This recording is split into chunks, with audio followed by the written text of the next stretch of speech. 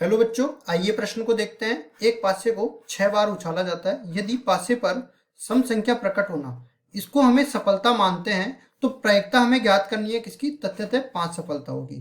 मतलब पासे को अगर 6 बार उछाला है तो उस पर 5 बार सम संख्या आई है, इसको हम सफलता मानते हैं। तो देखो, इस तरह से हम लोग प्रश्न को हल करने से पहले इसकी मुख्य अवधारणा की चर्चा कर लेते हैं।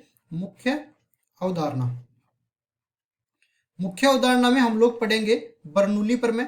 बर्नौली प्रमेय बर्नौली प्रमेय में क्या होता है कि अगर कोई भी घटना n बार घटित होती है और उसमें से हमें r सफलताएं प्राप्त होती है, तो इसकी प्रायिकता इस तरह से निर्धारित करते हैं। पी एक्स बराबर में r, मतलब r सफलताएं अपने को मिल रही है। मान लेते हैं कि n बराबर घटना घटित हो रही है, उसमें से r सफलताएं मिल रही है। p सफलता की प्रायिकता को व्यक्त करता है, इसकी घात हो जाती है सफलता की संख्या। और क्यों असफलता की प्रायिकता को व्यक्त करता है, इसकी घात हो जाती है असफलता की संख्या। यहाँ पे होता क्या है, बर्नौली प्रमेय कहता है कि इसमें केवल दो तरह की घटनाएं होती है। एक में सफलता होती है, दूसरी में असफलता होती है। मतलब सफलता की प्रायिकता और असफलता की प्रायिकता का योग 1 के बराबर होता है। अब यहाँ पे इनको निर्धारित भी कर देते हैं। देखो, n व्यक्त करता है किसको, कुल घटनाओं को। जितनी बार घटनाएं घटित होती है उसको n से व्यक्त किया जाता है। r अपने को सफलताओं की संख्या को बताता है, सफलताओं की संख्या। फिर अपने पास आता है P। तो P व्यक्त करता है किसको, ये छोटा वाला P। छोटा वाला P सफलता की प्रायिकता को व्यक्त करता है, सफलता की प्रायिकता। उसके बाद हम लोग Q पे चलते हैं। तो Q असफलता की प्रायिकता को व्यक्त करता है, असफलता की प्रायिकता। अब देखो, हम लोग चलते हैं सवाल पे। सवाल पे हम लोग एक एक करके ये सारी चीजें निकालेंगे, उसके बाद इसकी प्रायिकता निकालेंगे। तो देखो, कुल 6 बार पासे को उछाला जा रहा है, मतलब कुल n बार, मतलब 6 बार घटना घटित हुई है। उसके बाद तथ्यतः 5 सफलताएं अपने को चाहिए, मतलब सफलताओं की संख्या किसके बराबर मिल गई, 5 के बराबर मिल गई। फिर पासे पर सम संख्या आना। जब पासे को उछाला जाता है तो उस पर कितने फलक होते हैं, इसको प्रतिशत समष्टि से व्यक्त कर देते हैं। तो देखो, इसमें 1 2 3 4 5 6 ये संख्याएं अंकित होती है 6 फलकों पर। उसमें से सम संख्या की अगर मैं बात करता हूं तो सम संख्या कौन कौन सी होती है, 2 4 और 6। इसी तरह अगर सम नहीं आएगी तो विषम होगी, क्योंकि दो ही तरह की संख्या होती है, सम और विषम। 1 3 5 ये अपने पास विषम संख्याएं होती है। अब हम लोग P निकालते हैं। P प्रायिकता को व्यक्त करता है सम संख्या आना। तो हम लोग लिखेंगे पासे पर सम संख्या आने की प्रायिकता, सम संख्या आने की प्रायिकता, आने की प्रायिकता।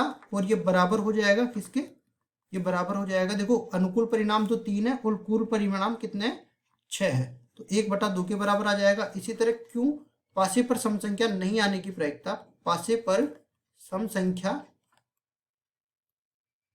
नहीं आने की प्रायिकता, नहीं आने की प्रायिकता, तो ये बराबर हो जाएगी। देखो, सम संख्या नहीं आती है तो विषम संख्या आएगी, और विषम संख्या के अनुकूल परिणाम कितने हैं, 3, और कुल परिणाम है 6। तो इसकी प्रायिकता भी हो गई 1/2 के बराबर। अब केवल सूत्र में इसका मान रखना है और प्रायिकता निकालना है। तो हमारे पास क्या हो जाएगा, पी एक्स बराबर में 5, ये बराबर हो जाएगा। अपने पास 6 बार घटना घटित हुई है, 5 सफलताएं अपने को चाहिए। सफलता की प्रायिकता 1/2 है, तो इसकी घात हो जाएगी 5। असफलता की प्रायिकता 1/2 है, इसकी घात हो जाएगी 6 - 5 1 के बराबर। हम लोग जानते हैं कि NCR जब आता है, मतलब n में से r वस्तुओं के चयन की तरीके, तो ये बराबर हो जाता है फैक्टोरियल n बटा में फैक्टोरियल r गुणा में factorial n minus r। Factorial n का मतलब यहाँ पे क्या होता है कि n या n से छोटे सारे के सारे धनात्मक पूर्णांकों का गुणनफल ये होता है। तो यहाँ पे इस तरह से 3 2 1 कर 1 तक चल के इन सब का गुणा कर देंगे। फिर इसके बाद आगे इसको हल करते हैं। तो देखो, यहाँ से एक चीज हम लोग और बता देते हैं, 6c5 का मान जब इस सूत्र से निकालोगे तो ये 6 के बराबर मिल जाएगा। फिर देखो, पी एक्स बराबर में 5, इसको हम लोग हल करते हैं तो ये बराबर हो जाएगा 6c5 का मान 6 के बराबर आ जाएगा। 1/2 की घात 5 का मान 1/2 की घात 5 इस तरह से व्यक्त हो जाएगा, और फिर नीचे 1/2 आ जाएगा। मतलब कुल मिला के ऊपर तो रह गया 6 और नीचे रह गया 2 की घात 6। ये किसके बराबर है, पी एक्स बराबर में 5 के बराबर है। अब इसको आगे सरल करते हैं तो 6 और 2 की घात 6 का मान होता है 64 के बराबर। अब देखो, ऊपर नीचे 2 का भाग जा रहा है, तो ऊपर तो 3 बच जाएगा और नीचे 32 बच जाएगा। तो कुल मिला के जब हमने पासे को 6 बार उछाला, सॉरी यहाँ पे इसको सही कर देते हैं, पासे को 6 बार उछाला और उसमें तथ्य थे अपने पास 5 बार सम संख्या मिली, उसकी प्रायिकता किसके बराबर हो जाएगी? 3/32 के बराबर हो जाएगी। और यही हमारा उत्तर है। आशा करता हूँ ये सवाल आपको समझ में आया होगा। धन्यवाद।